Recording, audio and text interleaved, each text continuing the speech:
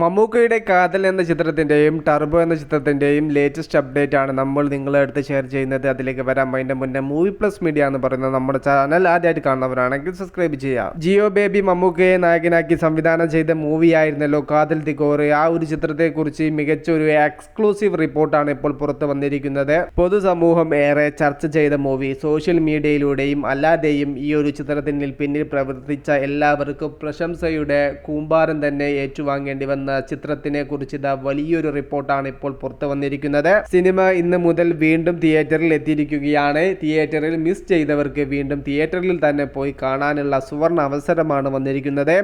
4 സ്ക്രീനിലാണ് ചിത്രം കളിക്കുന്നത്. തിരുവനന്തപുരം ലുലു മാളില്, എറണാകുളം ഫോറം മാളില്, Bangalore Megaplex Mall of Asia, Chennai PVR Annanagar എന്നീ 4 സ്ഥലങ്ങളിലാണ് ചിത്രം ഇപ്പോൾ കളിക്കുന്നത്. മമ്മൂക്കയും ജ്യോതികയും തകർത്തഭിനയിച്ച ചിത്രം ബുക്കിംഗ് ഓപ്പൺ ആയിട്ടുണ്ട്.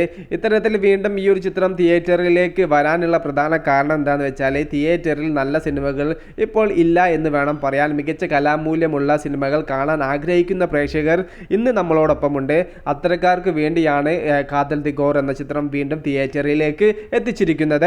5ാമത്തെ ദിവസത്തിലേക്ക് എത്തപ്പെട്ട മമ്മൂക്ക മൂവിയായ ടർബോ ഇന്ന് 30ാം ദിവസത്തിലൂടെയാണ് കേരളത്തിൽ കടന്നു പോകുന്നത്. ഇപ്പോഴും തർക്കേടില്ലാത്ത സ്ക്രീനും കാര്യങ്ങളെല്ലാം നിലനിർത്താൻ 5th വീക്കിലും മമ്മൂക്ക മൂവിയായ ടർബോക്ക് സാധിച്ചിട്ടുണ്ട്.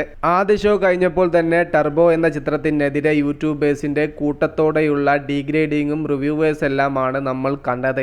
അതിനെയെല്ലാം ഓവർകം ചെയ്ത് ടർബോ എന്ന ചിത്രം ബോക്സ് ഓഫീസിൽ ഹിറ്റ് അടിച്ചു. ഇന്നിപ്പോൾ ഇതാ 30 ദിവസങ്ങളും കടന്ന് 40ാം ദിവസത്തിലേക്ക് ചേക്കേറിയിരിക്കുകയാണ് മമ്മൂക്ക മൂവിയായ ടർബോ. കോവിഡിന് ശേഷം ആദ്യമായിട്ടാണ് യൂട്യൂബേഴ്സ് നെഗറ്റീവ് റിവ്യൂസ് രേഖപ്പെടുത്തിയ ഒരു ചിത്രം അതിനെയെല്ലാം ഓവർകം ചെയ്ത് തിയേറ്ററിൽ ഹിറ്റ് അടിച്ചിരിക്കുന്നത്.